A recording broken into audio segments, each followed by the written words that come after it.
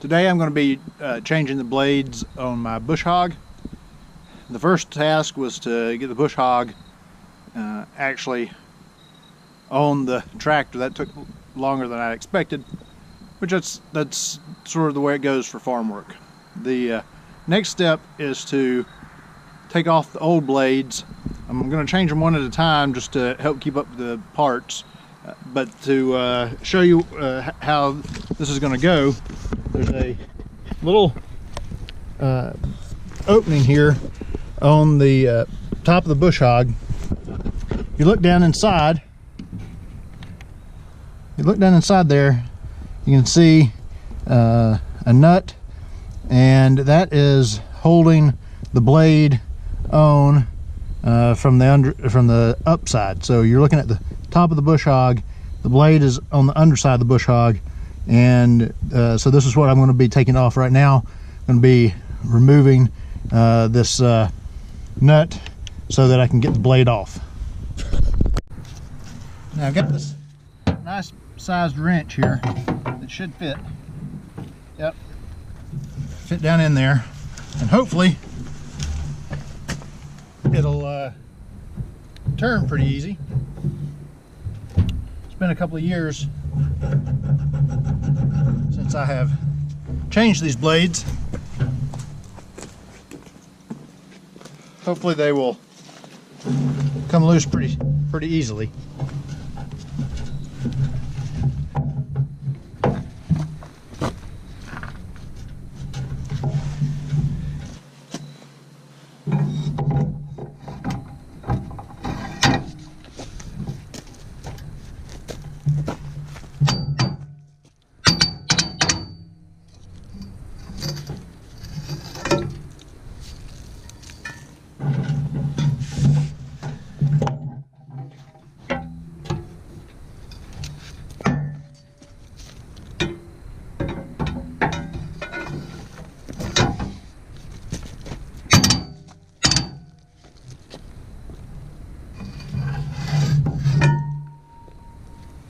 So I had to cheat a little bit, get a longer pipe to add some leverage so that I could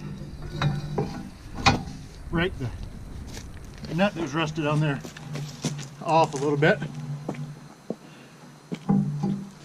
And now it's moving pretty easy.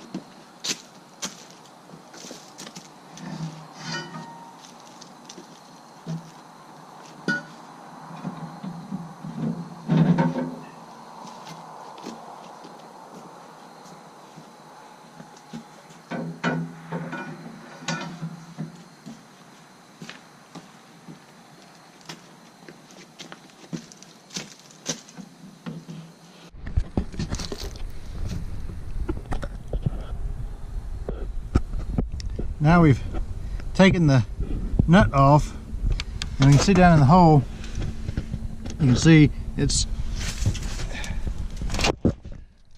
got a washer there that is cut out to handle a specific size or specific shaped nut and bolt combination, so that as you're turning the nut from above, the bolt down at the bottom won't turn, and you'll not have to worry about trying to hold something from the bottom once you get it started. The shape of that hole will help hold the bolt in place while you turn the nut.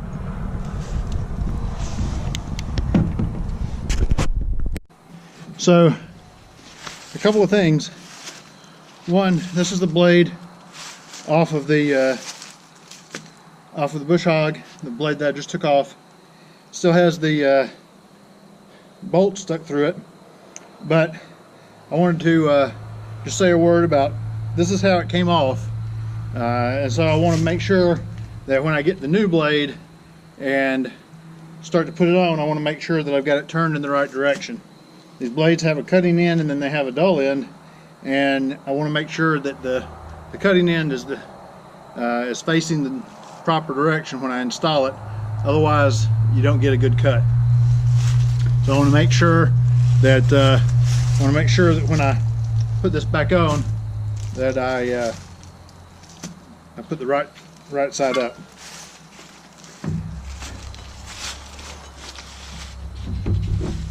Next thing I wanted to do is just to show, I don't know how well you can see it, but show the difference between the old blade and the new blade. You can see very distinct difference in the blade's sharpness, and so I should really be getting a good cut from here on with the new blade. The next thing I wanted to show was the bolt. I wanted to make sure and try to show this edge. I don't know if you can see it with the camera or not, but this edge here that is shaped to fit into that washer to be held in place, and so that's going to make the job easier at some point.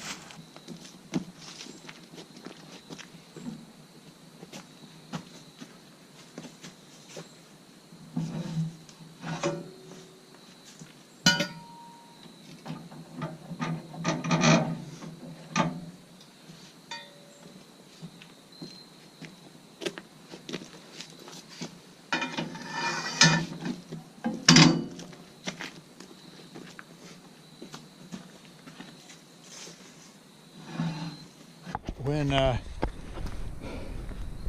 you tighten it down to the point where you feel like it's in there good and tight, check and make sure that it looks like, when you think you've got it, the nut back on good and tight, you want to check it, make sure it looks like everything is in place. On the upside, make sure it looks like the nut and bolt are in good position. So after you inspect from the top surface, you always want to inspect underneath.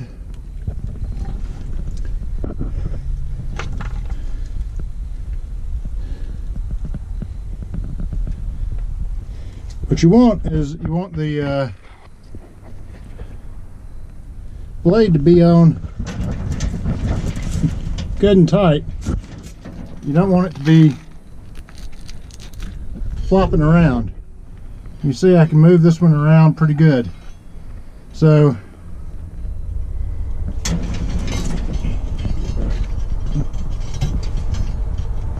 I'm going to end up, you can see it flopping around pretty good here.